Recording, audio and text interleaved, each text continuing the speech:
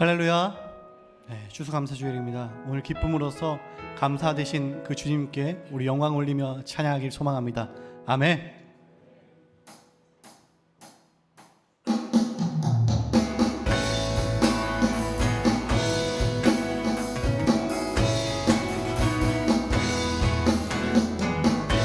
우리 감사 이유 되신 주님, 주님을 찬양합니다. 여호와를 즐거이 불러 기쁨으로 주께 나가리. 여호와 하나님 난 주의 백성 기르시는 양이라. 여호와를 즐거이 불러 기쁨으로 주께 나가리. 여호와 하나님 난 주의 백성 기르시는 양이라. 아멘. 감사함으로 주를 높이며 그 문에 들어가서 찬송함으로 그 이름을 경축할지. 감사함으로 주를 높이며 그 문에 들어가서 찬송함으로 그 이름을 경축할지. 우리 처음부터 다시 고백할까요? 여호와를 즐거이 불러 기쁨으로 주께 나가리. 여호와 하나님 난 주의 백성 기르시는 양이라. 여호와를 즐거이 불러 기쁨으로 주께 나가리. 여호와 하나님 난 주의 백성 기르시는 양이라. 감사함으로 주를 높이며 그 문에 들어가서 찬송함으로 그 이름을 경축할. 감사함으로 주를 높이며 그 문에 들어가서 찬송함으로 그 이름을 경축할지. 주의 선함과 인자하심이 영원하고 주의 선함과 인자하심이 영원하고 주의 성실하심이 대대에 미치리로다. 감사함으로 주를 높이며 그 문에 들어가서 찬송함으로 그 이름을 우리 목소리로 감사함으로 주를 높이며 그 문에 들어가서 아멘. 찬송함으로 그 이름을 성축할. 우리 여러분만 고백해 보시겠어요? 감사함으로 주를 높이며 그 문에 들어가서 찬송함으로 그 이름을 성축할지어다. 감사함으로 주를 높이며 그 문에 들어가서 찬송함으로 그 이름을 성축할지어다. 주님을 성축할지어다. 우리 영원한 그 선하신 주님, 감사와 찬양받기 합당하신 주님께 영광 올립니다. 아멘.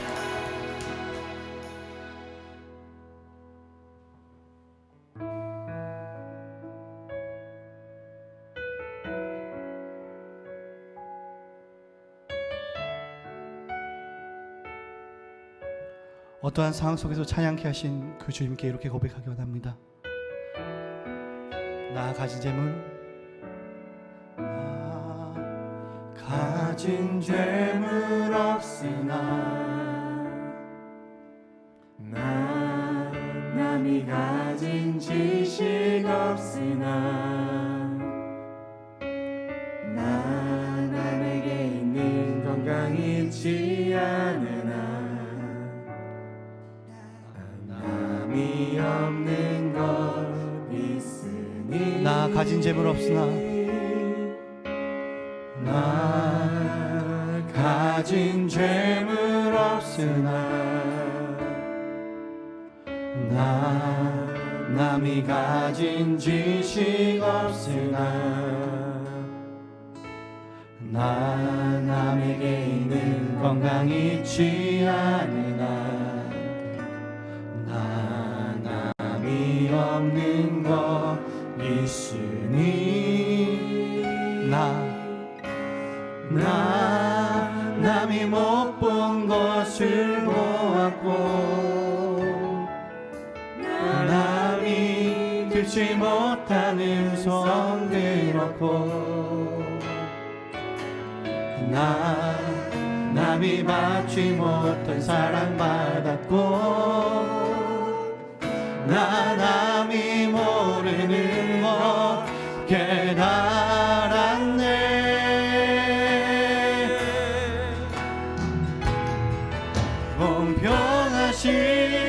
공평하신 하나님이 나 남이 가진 건 나 없지만 공평하신 하나님이 나 남이 없는 것 같게. 우리 처음부터 고백합시다. 나 가진 재물 없으나 나 가진 재물 없으나 나 남이 가진 지식 없으나 남이 가진 지식 없으나 나 남에게 있는 남에게 있는 건강이 취하느나 나 남이 없는 것 나 남이 못 본 것을 보았고 나 남이 못 본 것을 보았고 난 남이 듣지 못하는 소원 들었고 난 남에게 남이 받지 못한 사랑 받았고 남이 모르는 것 깨달았네. 무엇 깨달았습니까? 공평하신 아멘 하나님이 나 남이 가진 건 나 없지만 공평하신 하나님이 나 남이 없는 것 같게야. 나 남이 못 본 것을 보았고 남이 못 본 것을 보았고 난 남이 듣지 못하는 소원 들었고 난 남에게 남이 받지 못한 사랑 받았고 아멘. 남이 모르는 것 깨달았네.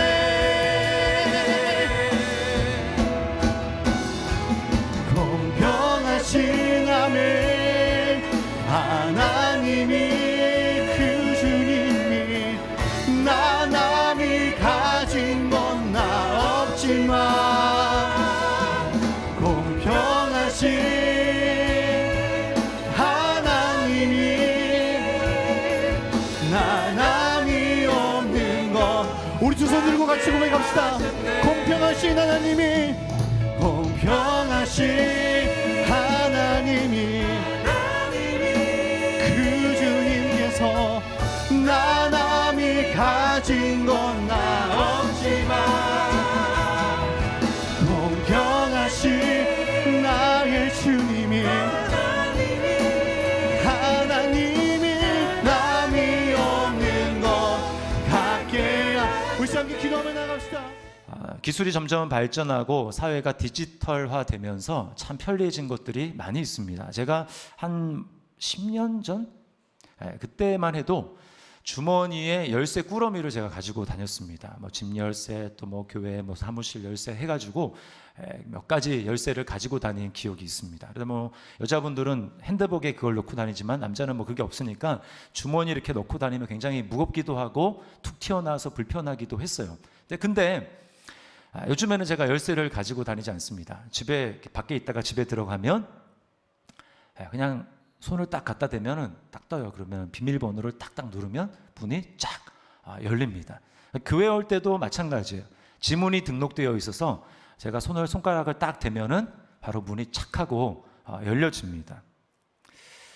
이게 이제 문명의 편리함이죠. 문을 여는 비밀번호가 있는 것입니다. 자, 그런데 오늘 말씀에 보면은 하늘의 문을 여는 비밀번호, 패스워드가 있다고 이야기를 해요.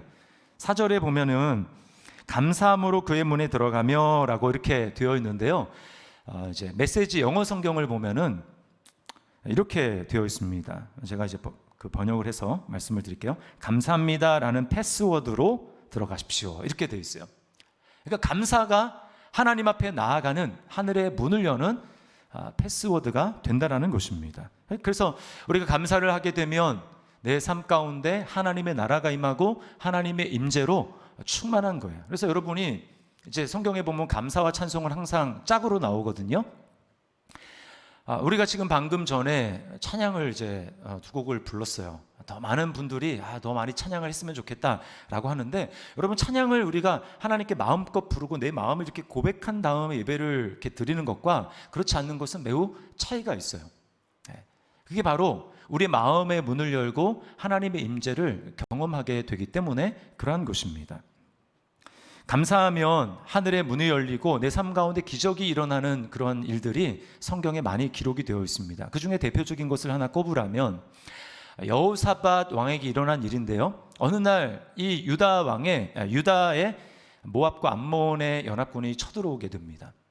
상대가 되지 않아요. 거기는 연합군이고 병력 수도 훨씬 많고 무기도 이스라엘 이 유다와 비교할 바가 아니었습니다. 방법이 없죠. 어떻게 하나라고 하고 있을 때 하나님께서 선지자를 통해서 이 여호사밧에게 비밀을 알려줍니다. 그 비밀은 다른 게 아니라 감사와 찬송이었어요. 그래서 이 여호사밧 왕은 사람을 뽑습니다. 노래하는 사람을 뽑아서 그들에게 구별된 옷을 입히고 병사들보다 제일 앞장서서 이 사람들을 앞세웠어요. 여러분, 이거는 참 맨정신으로 바라보면 참 미친 짓이라고 할 수 있습니다. 그 적군의 그 화살바지가 되기 딱 좋은 것이죠. 자, 그런데 어떤 놀라운 일이 일어나냐 하면 역대하 20장 22절 말씀해 보세요. 그 노래와 찬송이 시작될 때에 여호와께서 복병을 두어 유다를 치러 온 암몬 자손과 모압과 세일산 주민들을 치게 하심으로 그들이 패하였으니. 기적이죠. 그 노래와 찬송이 시작될 때에 여호와께서라고 이야기를 하는 것입니다. 그러니까 찬송이 시작되자마자, 감사가 시작되자마자 하나님이 앞서 행하시고 하나님의 임재가 있고 기적이 일어나더라는 것입니다. 그들이 뭘 했을까요? 그 앞절에 보면 이렇게 하나님을 찬양하고 노래했어요. 여호와께 감사하라. 그는 선하시며 그 인자하심이 영원하미로다. 시편에 많이 나와 있는 그 찬양을 가지고 하나님께 찬양하고 감사했습니다. 여러분은 사방이 막혀 있고 답답하고 길이 없다고 생각할 때 여러분은 어떤 해결책을 가지고 나아갑니까?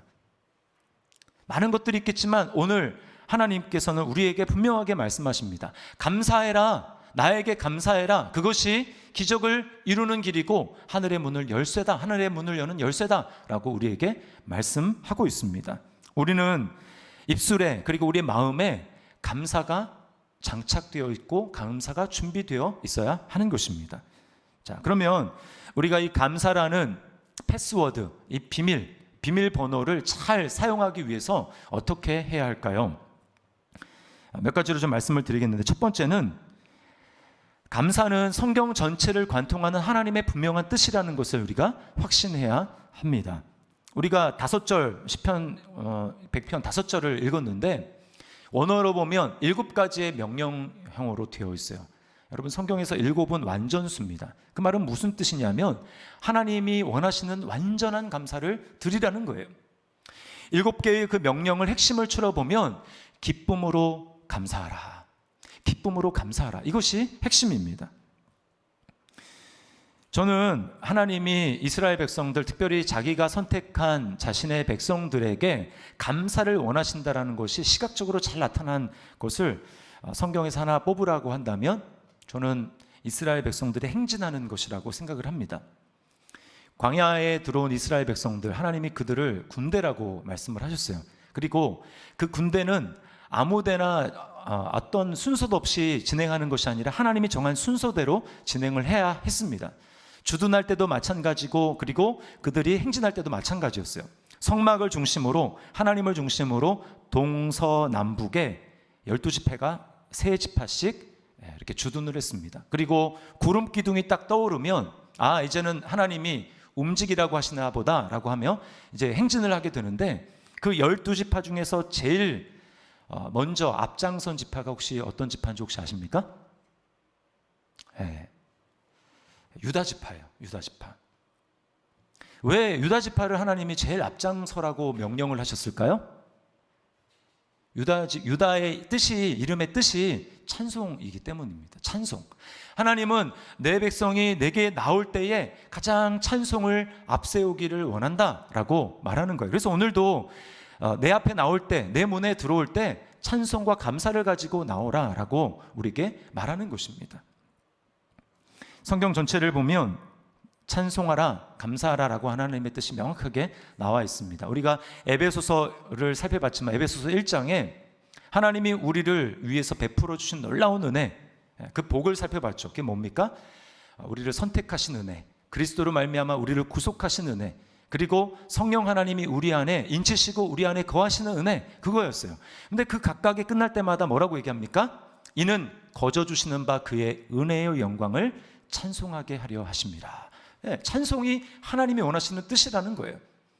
그리고 우리가 또 잘 아는 말씀이 있죠. 데살로니가전서 5장 18절 말씀, 우리 같이 한번 읽어보겠습니다. 시작.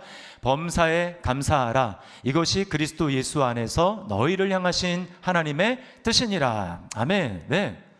여러분이 하나님을 기쁘시게 하기를 원합니까? 하나님께 영광을 돌리기를 원합니까? 어렵지 않습니다. 우리가 입술을 열어서 하나님 앞에 감사하는 거예요. 그때 하나님이 기뻐하신다고 말씀을 하는 것입니다. 이것은 범사에 감사라고 하지 않습니까? 내가 기분이 내키고 내 환경이 좀 받쳐주고 그리고 감정이 좀 내키면 그때 하는 것이 아니고, 그렇지 아니한다 할지라도 감사하는 거예요. 그것이 하나님을 기쁘시게 한다고 말씀을 하고 있습니다. 사실 이 감사라는 것은 우리 예수 믿는 사람들뿐만 아니라 일반적으로 하나님을 모르는 사람들도 감사를 많이 합니다. 그리고 그렇게 감사할 때 감사가 매우 유익한 효과가 있다라고 하는 것이 과학적으로도 증명이 됐어요. 감사를 하게 되면 우리 뇌에, 좌뇌에 있는 전두 지필이 활성화된다고 합니다. 그렇게 되면 공감과 사랑과 같은 긍정적인 감정을 느낄 수 있다고 이야기를 해요. 그래서 감사하게 되면 스트레스가 줄어들고 또 분노와 후회 등 불편한 감정이 덜 일어나게 되고 마음속에 행복한 감정이 일어나게 되는 것입니다. 그 심리학자들이 이것을 리셋 효과라고 이야기를 해요. 리셋, 컴퓨터 버튼 딱 리셋 누르면 어떻게 됩니까? 완전히 이제 새로워지는 것이죠. 그러니까 이게 오래 걸리는 게 아니에요. 감사를 딱 하는 순간 이전에 내 마음을 사로잡고 있었던 부정적인 감정이 완전히 리셋이 되고 이제는 긍정적인 마음의 변화가 일어난다는 것입니다. 미국의 심리학 교수인 로버트 에몬스 교수가 이런 말을 했어요. 감사하는 사람은 그렇지 않은 사람보다 훨씬 생동감을 느끼고 매사에 적극적이고 열정적이며 다른 사람과 더 연결되어 있다고 느낀다. 이런 그 효과를 알아서 하나님을 알지 못하는데도 이제 오프라 윈프리 이런 영향을 받아서 감사 노트에 감사 일기를 쓰는 사람들이 많이 있습니다. 그래서 시중에도 보면 서점에 다양한 형태의 감사 일기가 나와 있어요. 자, 그런데요, 그것에 맹점이 있습니다. 맹점이 뭐냐면, 예를 들어서 이제 감사를 하는 거예요. 회사에 다니는데 어떤 프로젝트가 있습니다. 그 프로젝트가 잘 끝났습니다. 이런 어려운 프로젝트가 잘 끝나서 감사하다. 이렇게 감사일기에 씁니다. 자, 그런데 감사는 감사의 내용도 중요하지만 누구에게 감사하는가, 감사의 대상이 중요합니다. 그런데 여러분, 하나님을 알지 못하고 하나님을 믿지 못하면 감사의 대상이 모호해요. 그래서 어떻게 합니까? 사실은 그 감사의 의미가 퇴색될 수밖에 없는 것입니다. 그건 그냥 잘 끝나서 다행이다 라고 하는 정도의 의미밖에 안 되는 거예요. 그러나 오늘 말씀을 보십시오. 우리에게는 감사의 대상이 명확합니다. 누굽니까? 하나님이죠. 여호와께 감사하라 라고 말씀하고 있는 거예요. 그래서 여러분, 하나님께 감사하는 것이 하나님의 뜻이다 라고 말씀하는 것입니다. 자, 두 번째는 감사의 핵심은 하나님과의 관계에 달려 있다라는 것입니다. 자, 3절과 5절은 우리가 하나님께 감사해야 될 이유를 말하는데, 5절은 하나님의 성품에 대해서 말하고 3절은 하나님과 우리와의 관계를 말합니다. 자, 3절을 보세요. 여호와가 우리 하나님이신 줄 너희는 알지어다. 그는 우리를 지으시니요 우리는 그의 것이니 그의 백성이요 그의 기르시는 양이로다. 자, 알지어다 명령하고 있어요. 감사는 하나님을 어떤 분이신지, 나와 어떤 관계가 있는지 아는 데서 진정한 감사가 나오기 때문에 알지어다라고 명령하고 있는 것입니다. 뭐라고 얘기해요? 하나님이 이스라엘을 지으셨고 또 자신의 소유로 삼으셨고 자신의 백성으로, 자신의 기르는 양으로 삼으셨다라는 것입니다. 이게 바로 하나님과 이스라엘 백성들의 관계요, 예수님을 믿는 저와 여러분과 하나님의 관계라는 것입니다. 여러분, 지금 이 100편, 시편 100편을 지어서 하나님께 찬송하고 감사하고 있는 이스라엘 백성들을 생각을 해보세요. 그들이 어떻게 생기게 됐습니까? 원래부터 있었습니까? 아니죠. 우상을 섬기던 아브라함 한 사람을 하나님이 부르시는 데서 시작했습니다. 그리고 점점 많아지죠. 그들이 애굽의 바로왕 밑에서 괴로워하고 종살이하며 고통하고 있을 때 하나님은 그들을 건져내셨습니다. 10가지 재앙과 홍해가 갈라지는 놀라운 기적을 하나님 그들에게 베풀어서 그들을 거기서 건져주셨어요. 뿐만입니까? 그들이 40년 동안 광야 생활을 합니다. 그 광야 생활, 그 광야라는 것은 인간이 살아갈 수 없는 땅이에요. 그런데 장장 40년 동안 하나님께서는 그들을 지극히 보살피는, 마치 목자가 양을 보살피듯이 이스라엘 백성들을 보살피셨어요. 하루도 빠짐없이 하늘의 문을 열어서 그들에게 만나를 공급해 주셨습니다. 물이 없는 그 광야 땅에 하나님은 반석에서 물이 나는 기적을 베풀어 주셔서 그들로 마시게 해주셨어요. 그뿐입니까? 광야에 내려쬐는 햇볕은 장정도 견디기가 어려워요. 그런데 어디서 피하겠습니까? 그 햇볕을. 하나님께서 구름 기둥을 통해 가지고 그들에게 큰 그늘을 만들어 주셔서 그들이 죽지 않게 매일매일 그렇게 하셨습니다. 또 밤에는 온도차가 극심하게 차이가 나서 굉장히 추운데 하나님은 불기둥을 만들어서 그들을 40년 동안 하루도 빠짐없이 그렇게 인도하셨다라는 거예요. 여러분, 이것이 바로 그의 기르시는 양이로다라고 말하는 하나님과 이스라엘 백성들의 관계라는 것입니다. 이스라엘 백성들이 지나간 삶을 기억한다면 하나님께 감사하지 못할 이유가 없다라는 거예요. 여러분과 하나님의 관계는 어떻습니까? 이스라엘 백성들만 그렇습니까? 아니에요. 하나님과 상관없이 하나님을 알지 못하고 사는 저와 여러분에게 하나님은 이름을 불러서, 아브라함을 불러내듯이 저와 여러분 한 사람 한 사람의 이름을 불러서 자신의 소유로 삼아 주셨습니다. 그리고 우리의 걸음을 지금까지 놀랍게 인도해 주셨어요. 여러분의 삶을 한번 돌이켜 보십시오.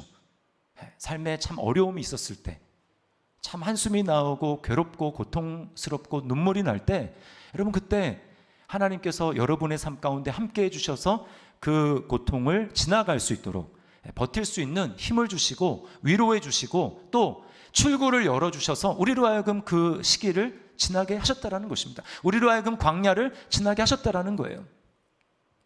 얼마나 많은 하나님의 돌보심과 기적이 있었습니까? 지금도 코로나가 계속되고 있지만, 그리고 남들보다 정말 더 많은 힘들고 어려움을 이 코로나 때문에 겪고 있는 성도들이 우리 성도들 중에 있습니다. 그러나 잘 생각을 해보십시오. 하나님이 우리의 생명을 지켜주셨습니다. 그리고 지금 이 코로나 상황에서도 하나님이 그 소망을 잃지 않고 버틸 수 있는 힘을 하나님이 우리에게 주셨어요. 그래서 우리가 지금 이렇게 하나님 앞에 나와서 예배할 수 있는 것 아닙니까? 여러분은 이제까지 인도해 주신 그 하나님에 대해서 감사하고 있습니까? 만약 내 마음속에 그런 감사가 충만하지 않고 감사가 잘 나오지 않는다면 이유는 한 가지예요. 하나님과 내가 어떤 관계이지가 희미하게 잊어버렸기 때문입니다. 감사할 대상을 잊어버린 거예요. 감사의 반대말이 여러분 혹시 뭔지 아십니까? 네. 얼핏 생각하면 불평, 원망 아닙니까? 라고 생각할 수 있어요. 그것도 맞지만 더 근원적인 게 있습니다. 감사의 반대말은 당연히 여기는 거예요. 당연히 여기는 거에서 원망과 불평도 나오는 것입니다. 하나님과의 관계를 잊어버리고 하나님과의 관계가 희미하게질 때 우리는 모든 것들을 당연시하게 여기게 됩니다. 지금 내가 누리고 있는 환경, 물질, 여러 관계들, 이것들을 원래부터 그랬던 것처럼 당연하게 여기는 거예요. 당연하게 여기는 데서는 절대 감사가 나올 수가 없는 거예요. 여러분, 당연한 것은 없습니다. 원래부터 그랬던 것은 없어요. 우리가 이걸 뭘 통해서 지금 경험하고 있습니까? 코로나. 마스크 안 쓰는 게 당연했어요. 그냥 맨 얼굴로 다니는 것이 너무나 당연했습니다. 사람들과 접촉하며 활동하는 것이 너무나 당연했어요. 아이들은 학교 가는 것이 당연했고 성도들은 모여서 예배하는 것이 너무나 당연했습니다. 그러나 여러분, 코로나가 터지니까 어때요? 더 이상 그게 당연한 게 아니에요. 당연한 게 아니었구나. 이것도 하나님이 지켜주시고 은혜를 베풀어 주셨기 때문에 가능한 것이구나 라고 하는 것을 우리가 깨닫고 있지 않습니까? 만약에 이제 코로나가 다 지나가고 우리가 마스크를 벗고 사람들과 자유롭게 활동할 수 있다면 우리는 그것 때문에 감사하게 될 것입니다. 왜요? 이게 당연한 게 아니라는 것을 깨달았기 때문에 그런 것이죠. 여러분, 그렇다면 아직 나는 당연하고 여기고 있지만 사실은 하나님의 은혜요, 하나님이 우리를 보호하셨기 때문에 그렇다는 것에 대해서 우리는 감사할 수 있어야 된다는 것입니다.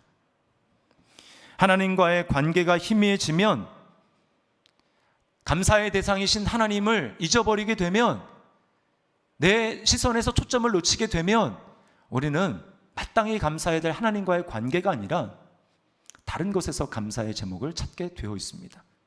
이 땅에서의 안락함, 환경의 형통함, 그것을 이루기 위한 재물을 쌓는 것, 거기서 감사를 찾으려고 해요. 거기서는 진정한 감사가 나올 수가 없어요. 제가 이 말씀 준비하면서 그 예가 이 탕자의 비유에서 떠올랐습니다. 누가복음 15장에 나오는 탕자의 비유 다 아시죠? 아버지가 있고 두 아들이 있습니다. 아버지는 거기서 하나님 아버지를 상징하는 거잖아요.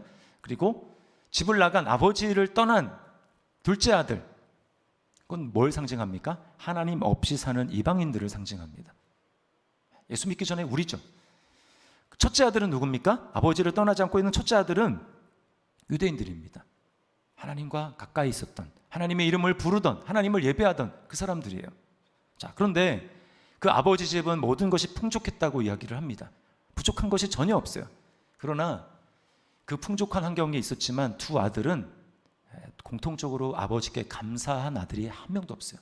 그걸 너무나 당연하게 여겼습니다. 당연한 거지. 먼저 둘째 아들을 보십시오. 둘째 아들의 관심은 무엇입니까? 아버지가 아니었어요. 둘째 아들의 관심은 돈이었습니다. 돈을 가지고 아버지를 떠나서 내가 원하는 행복한 삶을 사는 것, 내 마음껏 자유를 누리며 사는 것, 그것이 그의 관심이었어요. 그래서 아버지를 떠납니다. 한몫 챙겨서 아버지를 떠납니다.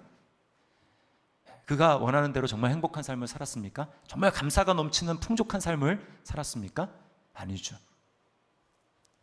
오히려 불안과 스트레스에 짓눌린 삶을 살았다는 것을 우리는 어렵지 않게 예상할 수 있습니다. 왜요?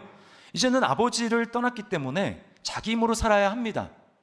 내 능력을 가지고 나는 아버지 없어도 내가 충분히 살아남을 수 있어, 성공할 수 있어 라고 하는 자신의 능력을 증명해야 하는 거예요. 스트레스죠. 불안합니다. 만약에 성공한다면 자기를 자랑하겠죠. 역시 나는 대단해. 난 이런 사람이야.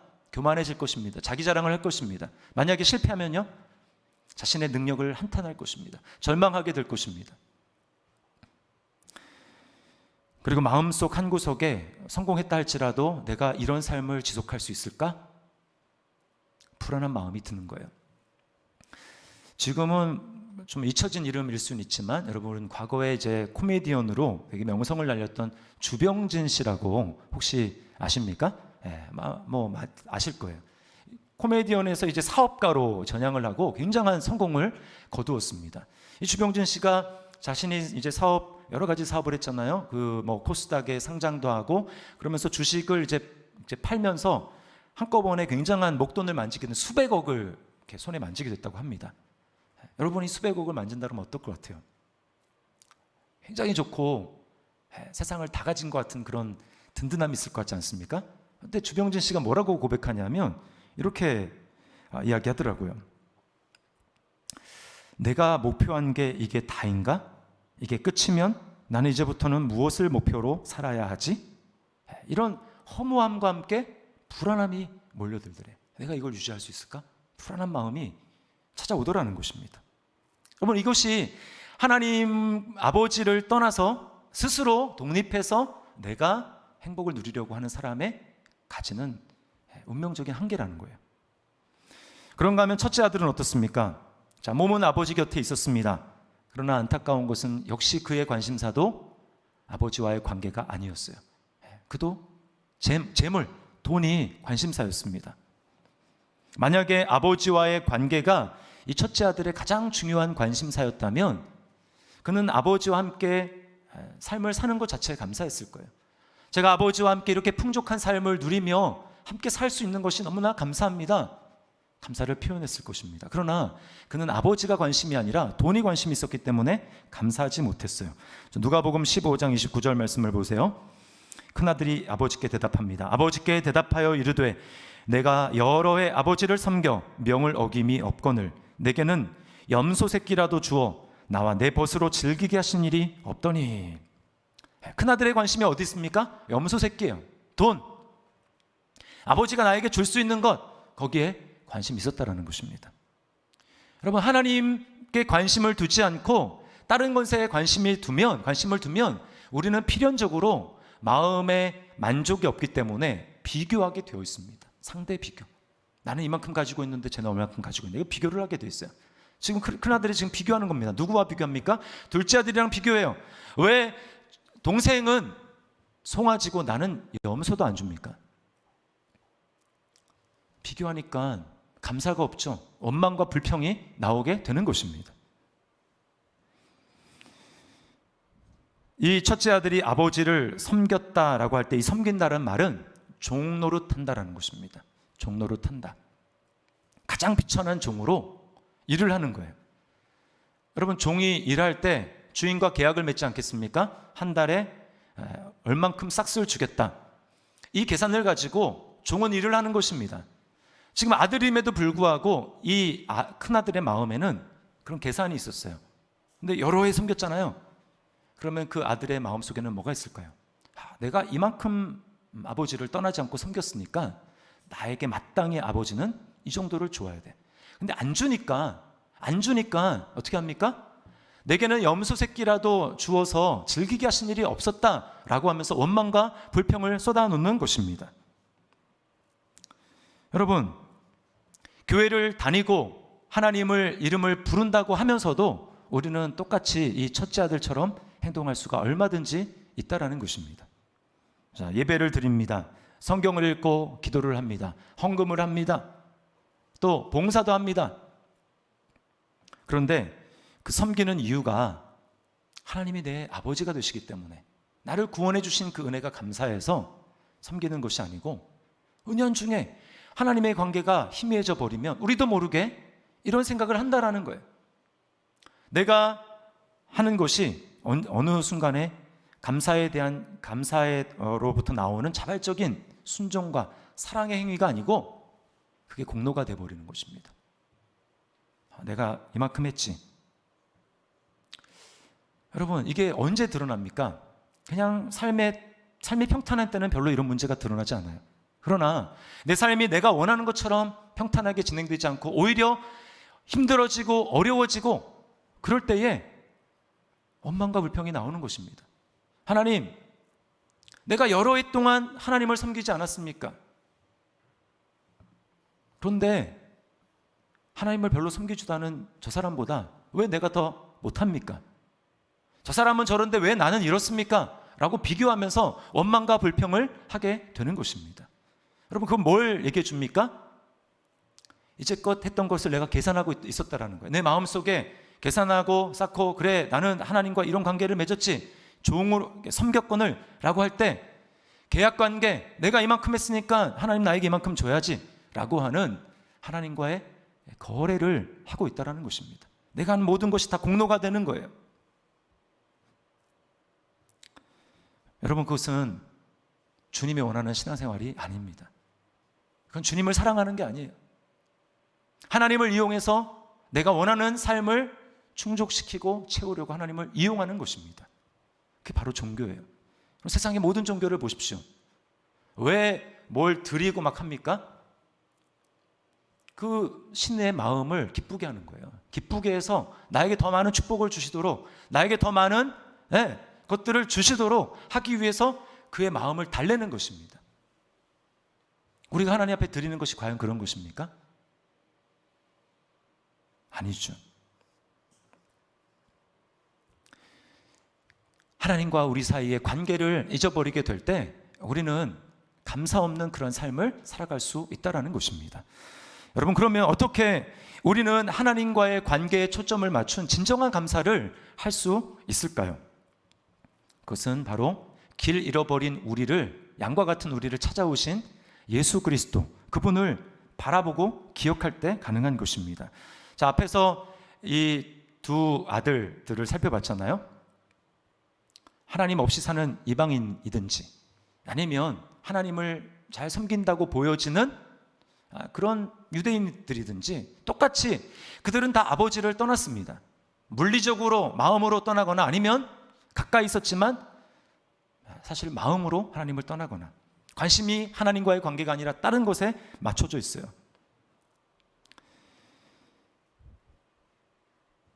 그들은 모두 다 스스로 하나님을 떠나서 하나님께 감사하지 않음으로써 참된 생명을 잃어버린 사람들입니다. 그런 사람들을 성경은 양에 빗대어서 이렇게 말씀합니다. 이사야 56장 6절 말씀입니다. 우리는 다 양 같아서 그릇 행하여 각기 제 길로 갔거늘. 스스로 길을 찾아서 목자를 떠난 것입니다. 여러분, 목자를 떠난 양에게 기다리는 운명은 딱 한 가지밖에 없어요. 그건 무엇인가? 사망입니다. 죽음입니다. 양은 목자를 떠나서는 유일하게 생존할 수 없는 유일한 동물이 바로 양이에요. 하나님과 우리와의 관계가 그렇다는 것입니다. 자, 양은 근시입니다. 멀리 보지 못해요. 어디에 배를 채울 수 있는 목초지가 있는지, 어디에 마른 목을 축일 수 있는 그런 물이 있는지 양은 스스로 절대로 찾을 수가 없습니다. 그리고 두려움이 너무 많아요. 그래서 두려움이 많기 때문에 남들이 어떻게 하나 보고 그냥 따라갑니다. 그래서 떼지어 다니는 거예요. 앞에 양의 꽁무니만 보고 쫓아갑니다. 다행히 좋은 길을 가면 다행이겠지만 앞을 보지 못하는 그 양이 가는 길은 뻔합니다. 낭떠러지 떨어져 다 죽는 거예요. 양의 운명이 바로 그렇습니다. 여러분, 이것이 바로 하나님을 떠난 우리의 모습을 잘 보여주고 있지 않습니까? 네, 우리가 하나님을 떠났기 때문에 그 자체로 죄고 그 자체로 우리가 죽음의 덫에 걸린 것입니다. 그런데 자기가 스스로 선택한 그 길에 대해서 우리가 스스로 선택했으니까 너희가 선택한 길이니 너희가 당해라 라고 말하지 않고 하나님은 선한 목자이신 예수 그리스도를 우리를 위해서 이 땅에 보내주셨습니다.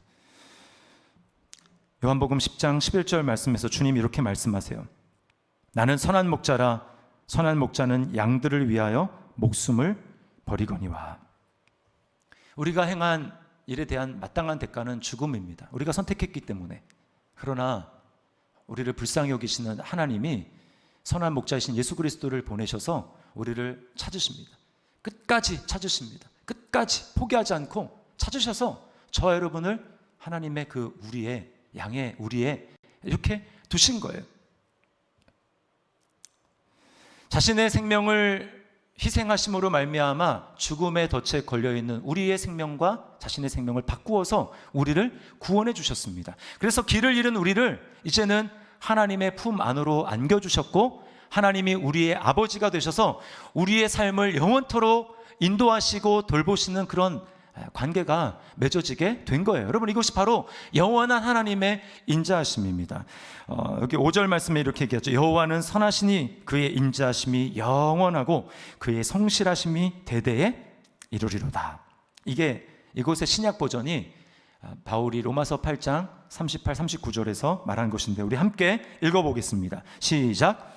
내가 확신하노니 사망이나 생명이나 천사들이나 권세자들이나 현재일이나 장래일이나 능력이나 높음이나 깊음이나 다른 어떤 피조물이라도 우리를 우리 주 그리스도 예수 안에 있는 하나님의 사랑에서 끊을 수 없으리라. 아멘. 여러분이 이 말씀을 믿습니까? 네. 사망이나, 초장에 벌써 사망이 나왔어요. 여러분, 그럼 끝난 거 아닙니까? 죽음보다 두려운 게 뭐가 있어요? 주님이 자신의 생명을 우리에게 내어주심으로 우리에게 사망도 극복할 수 있는, 사망을 삼킬 수 있는 영원한 생명, 그것을 우리에게 주셨습니다. 여러분이 지금 무엇을 걱정하고 있습니까? 그러니까 현재일이나, 그렇죠, 현재일. 지금 여러분을 마음을 답답하게 하고 누르는 그 현재일 무엇입니까? 그것도 하나님의 사랑에서 끊을 수 없다라고 말씀을 해요. 또 내일의 염려가 무엇입니까? 장래일이라 할지라도 그것이 하나님의 사랑에서 우리를 끊을 수 없다. 뭘 얘기하는 것입니까? 내가 너를 절대로 떠나지 않고 이스라엘 백성들을 광야에서 목자가 양을 돌보듯이 그들의 결핍이 없이 세세하게 돌보고 이끌었듯이 내가 너를 사랑해서 너의 삶을 영원토록 천국에 이르는 그날까지 너의 삶을 책임지고 너에게 쏟아붓는 사랑을 거두지 않을 거야 라고 우리에게 말씀하는 것입니다. 여러분, 이 사랑을 우리가 정말 주님의 사랑을 마음속에 기억하고 끊임없이 바라보게 될 때 우리는 앞에서 봤던 두 아들들의 맹점을 극복할 수 있는 거예요. 스스로 아버지를 떠난 인생의 짐을 스스로 질 필요가 없습니다. 왜요? 하나님이 계시니까. 하나님이 계시니까. 공중의 새를 봐라, 들의 백합화를 봐라. 하나님이 다 먹이지 않지 않느냐? 그들이 쌓는 걸 봤냐? 그들이 길쌈하는 것을 봤냐? 그런데도 하나님이 입히시니까 다 먹고 살지 않느냐? 너희는 새보다 또 백합보다 얼마나 귀한 존재냐? 주님이 말씀하는 것입니다. 왜 우리가 그 짐을 스스로 집니까? 왜 걱정합니까? 우리가 고합니까? 하나님이 계신데. 또 첫째 아들의 맹점도 극복할 수 있어요. 우리가 그 무한한 사랑을 내가 뭘 해서 받은 게 아니라 주님의 일방적인 사랑으로 우리를 찾아오시고 자신의 생명을 내어주셨기 때문에, 여러분, 우리가 뭘 해서 하나님의 사랑을 받았습니까? 아니잖아요. 우리가 한 것은 하나님을 떠난 죄밖에 없습니다. 그러나 주님이 우리를 버리지 않고 찾아와 주셔서 영원토록 사랑을 담보해 주시고 책임져 주신다고 말씀을 하셨어요. 그러므로 여러분, 우리가 그 사랑을 뭘 더 얻어내기 위해서 뭘 더 합니까? 우리가 할 것은 하나님 앞에 감사할 것밖에 없어요. 여러분, 그리스도 때문에 하나님의 사랑에서 끊어지지 않고 이제는 우리의 영원한 목자가 되셔서 우리의 삶을 돌보시고 지키시고 보호하신다라는 사실을 우리가 정말 믿는다면 우리가 하나님께 어떠한 반응을 보여야 할까요? 많은 것이 있겠지만 딱 한 가지 말씀을 드리면 고난 중에서도 감사하는 것입니다. 고난 중에서도 감사하는 것. 이번 설교 준비를 하면서 제가 우리 교육자들을 통해서 알게 된 이 크리스천 청년이 있습니다. 박위라고, 혹시 여러분 들어보신 분도 있을 텐데요. 굉장히 잘생겼어요. 배우를 꿈꾸고 있는 사람이었습니다. 근데 병원에 이제 입원했는데 사고 때문에 추락을 했어요. 그리고 눈을 떠보니까 중환자실인데 쇄골뼈 밑으로 감각이 전혀 느껴지지 않는 것입니다. 전신마비가 된 거죠. 자신은 신앙인이고 부모님도 다 굉장히 신실한 분들이어서 주변에서 막 기도해 주면서 다 회복이 될 수 있다. 너 이제 이전처럼 걸을 것이다 라고 얘기했지만 그렇지 못했습니다. 그래서 어느 날 침대에 누워 있는데 하나님께 대해서 이런 질문을 던졌어요. 하나님이 공평하지 않게 느껴지는 것입니다. 왜 세상에 이렇게 나를 포함해서 안 된 일을 겪고 고난과 고통을 겪는 사람이 이렇게 많은데 하나님은 적극적으로 나서서 이 문제를 해결해 주지 않으실까? 하나님께 질문을 던졌는데요. 하나님이 3일째 되던 날 그 병상에 누워있는 이 박위라는 청년에게 이렇게 응답을 주셨어요. 위야, 네가 그 사람들을 사랑해주면 되지 않니? 네가 그 사람들을 사랑해주면 되지 않니? 그 하나님의 음성을 듣는데 반박을 할 수가 없더래요. 정말 고개가 숙여지고 그게 인정이 되더래요. 아, 그렇지. 사랑하는 마음은 누구에게나 있을 수 있으니까 그것은 참 공평한 것이지. 하나님이 그런 마음을 주시니까 공평한 것이지. 하나님은 공평한 분이구나. 그래서 그가 거기서 그런 마음을 갖게 되니까 비록 장애가 있지만 하나님이 이제 나를 통해서 사람들에게 용기를 주고 희망을 주고 하나님의 사랑을 전해야 되겠다. 거기서 사명을 발견한 거예요. 그리고는 이제 유튜브 채널로 사람들과 소통해야 되겠다고 생각을 했습니다. 그래서 이제 그 유튜브 채널을 이름을 그 위라클이라고 줬어요. 자신의 이름 위 그리고 미라클. 그래서 줄여서 위라클. 기적을 만들어낼 수 있다라는 것이죠. 제가 이제 영상 몇 개를 봤는데 휠체어 타고 운전하기 휠체어에 오르는 방법 이런 여러 가지 이제 일상생활에 자기가 소소하게 기쁨으로 극복해 나가는 것들을 올렸는데 그 영상을 보면서 수많은 사람들이 그보다 훨씬 더 나은 환경에 있는 사람이 생을 포기하려고 하고 절망 가운데 있는 사람들이 그걸 보면서 다시 돌이키면서 희망과 용기를 얻게 되는 것입니다. 지금은 많이 회복되어서 이제 하반신은 쓸 수 있게 돼서 휠체어를 타고 다니는데요. 이 박위 씨가 이렇게 고백을 합니다. 지금까지 살 수 있었던 이유는 진짜 한 가지예요. 요한복음 3장 16절입니다. 하나님이 세상을 이처럼 사랑하사 독생자를 주셨으니 이는 그를 믿는 자마다 멸망하지 않고 영생을 얻게 하려 하심이라. 이 땅에서의 삶이 비록 남들보다 힘들고 고달플지 모르지만 저는 이 땅 이후의 삶을 믿기 때문에 저는 지금 삶이 행복할 수 있다고 생각해요. 하나님의 존재를 신뢰하는 것 자체만으로도 삶이 충분히 행복해질 수 있고 마음의 행복과 평안을 누릴 수 있다는 것을 많은 분들이 아셨으면 좋겠어요.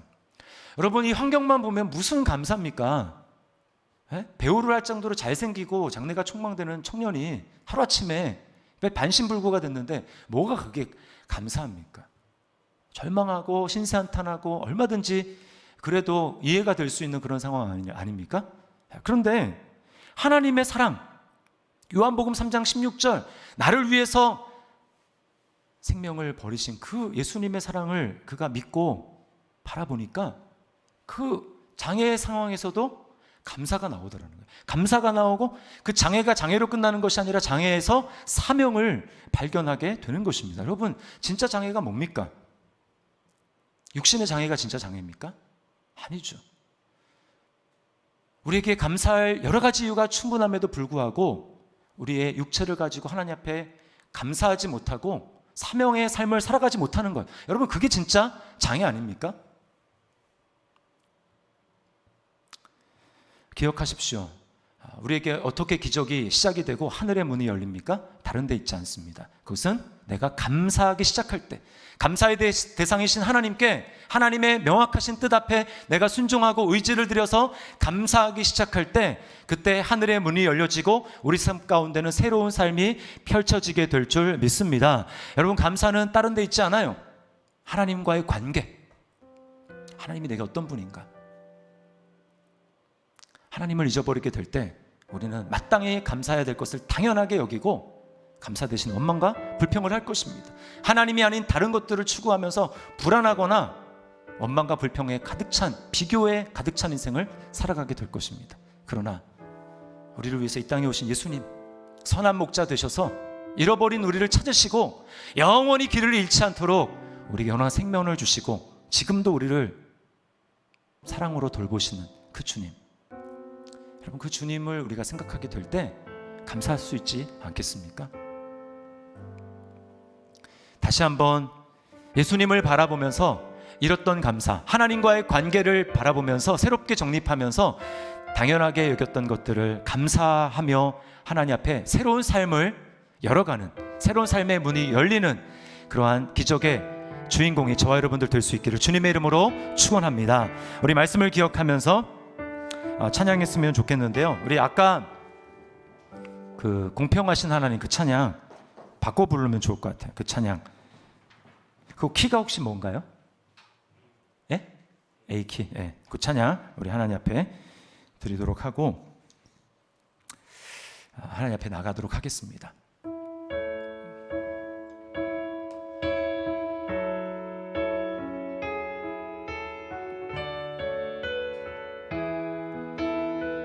나 가진 재물 없으나, 나 가진 재물 없으나, 나 남이 가진 지식 없으나, 나 남에게 있는 건강 있지 않으나, 나 남이 없는 것 있으니, 나 가진 재물 없으나, 나 남이 가진 지식 없으나, 나 남에게 있는 건강 있지 않으나, 나 남이 없는 것 있으니. 여러분, 무엇이 있습니까? 나 남이 못 본 것을 보았고, 나 남이 듣지 못한 음성 들었고, 나 남이 받지 못한 사랑 받았고, 나 남이 모르는 것 깨달았네. 이렇게 고백할 수 있습니다. 공평하신 하나님이 나 남이 가진 건 나 없지만, 공평하신 하나님이 나 남이 없는 것 같게 하시네. 공평하신 하나님이, 공평하신 하나님이 나 남이 가진 건 나 없지만, 공평하신 하나님이 나 남이 없는 것. 우리 처음부터 다시 한번 고백하며, 나 가진 재물 없으나, 나 가진 재물 없으나, 나 남이 가진 지식 없으나, 나 남에게 있는 건강 있지 않으나, 나 남이 없는 것, 나 남이 못 본 것을 보았고, 나 남이 못 본 것을 보았고, 천국을 보았습니다. 나 남이 듣지 못한 주님의 사랑의 음성을 우리가 들었습니다.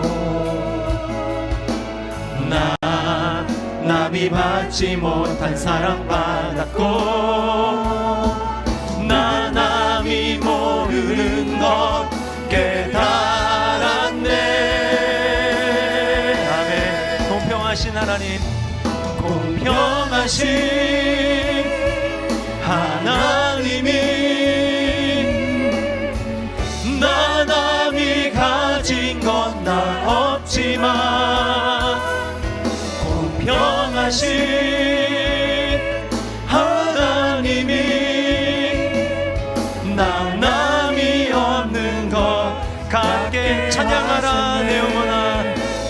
찬양하라 내 영혼아